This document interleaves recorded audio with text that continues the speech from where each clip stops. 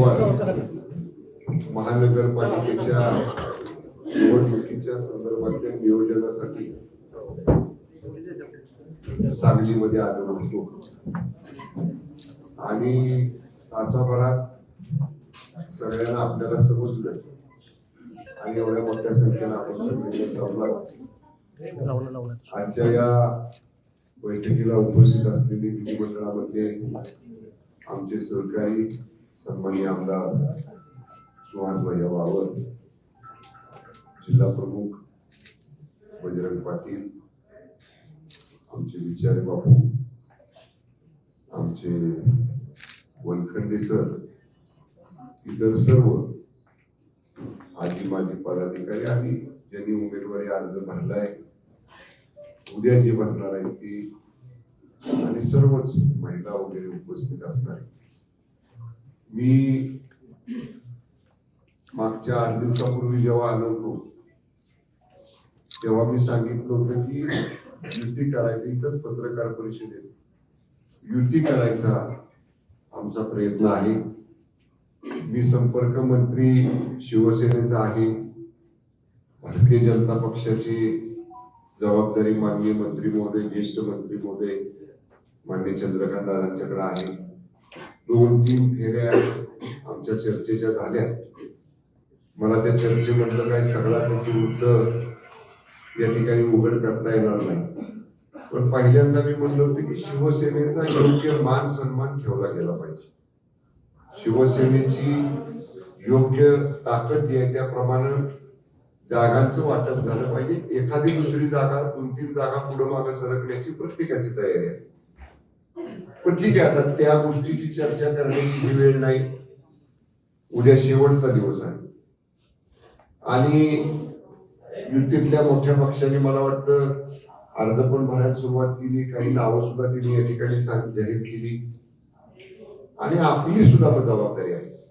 शेवटी आपण वंदनीय हिंदू हृदय सम्राट शिवसेना प्रमुख स्वर्गीय बाळासाहेब ठाकरे साहेबांचा भगवा आणि धनुष्यबाण हा जो स्वर्गीय शिवसेना प्रमुखांनी आपल्या हातात दिलाय तो लढाईसाठी दिलेला आहे. आपल्याला नेहमीच शिवसेनेची शिकवण आहे की जे सहजासहजी मिळत नाही ते लढाई करून जिंकून आपल्याला या ठिकाणी मिळवायचंय.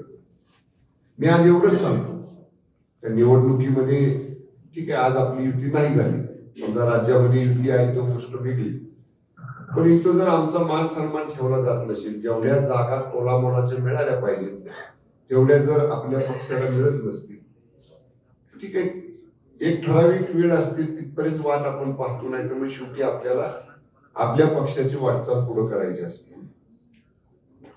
रात्री आमचा निर्णय झाला, भैयांशी मी बोललो, बजरंग पाटलांशी बोललो, वनखंडेंशी बोललो आणि आपण आज अर्ज भरायला सुरुवात केली. आता आल्यापासून आम्ही वर चर्चा करत होतो, काही अर्ज उद्या पण आपण जी शेवटच्या मुदतीपर्यंत आपण अर्ज म्हणतोय. मला एवढंच आज तुम्हाला प्रमुख लोकांना इथं सांगायचं आहे की आम्ही नियोजन केले, चिन्ह वाटप झाल्यावर प्रचाराचा शुभारंभ, या सगळ्या गोष्टी आपण करू.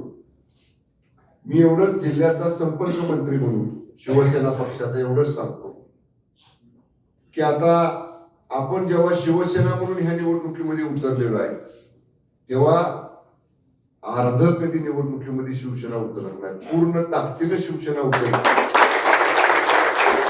आणि जिल्ह्याचा संपर्क मंत्री म्हणून मी आपल्याला सांगतो, या सांगली मिरज कुपवाड महानगरपालिकेच्या निवडणुकीमध्ये शिवसेनेच्या धनुष्यबाण चिन्हावरती जे जे उमेदवार आपण या ठिकाणी उभं केलेले आहेत, उद्या पण ज्यांचे अर्ज आपण भरणार आहे, ज्यांना शिवसेनेचं धनुष्यबाणाचं चिन्ह वाटपामध्ये मिळणार आहे, या सगळ्या उमेदवारांच्या पाठीशी पक्षाची ताकद आणि जिल्ह्याचा संपर्क मंत्री म्हणून माझी पूर्ण ताकद, पूर्ण वेळ या नगरपालिकेच्या निवडणुकीमध्ये आपण महानगरपालिकेच्या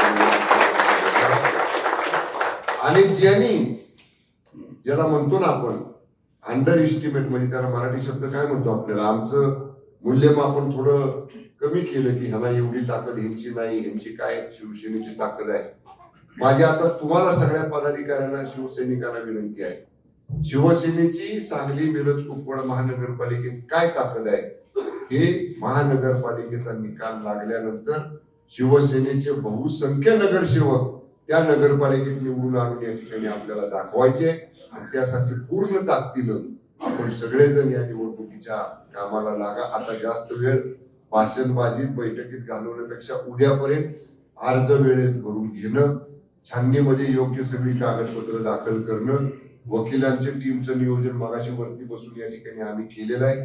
तो सगळा कायदेशीर सल्ला, कायदेशीर सहकार्य पक्षाच्या वतीनं सगळे या ठिकाणी दिलं जाईल. मगाशी मी म्हटलं तसं आता उतरलोय तर पूर्ण ताकदीनं बहुमतानं जिंकण्यासाठीच्या निवडणुकीमध्ये आपल्याला सांगतो, आपल्या सगळ्यांना ज्यांनी अर्ज भरले त्या उमेदवारांना, त्यांच्या समर्थकांना, त्यांच्या सहकार्यांना, सर्व शिवसैनिकांना या निवडणुकीसाठी शुभेच्छा देतो आणि पूर्ण वेळ या निवडणुकीसाठी संपर्क मंत्री म्हणून मी या ठिकाणी आपल्याला पूर्ण ताकदीनं आपल्या सगळ्यांच्या पाठीशी एवढी ग्वाही, एवढा विश्वास देतो आणि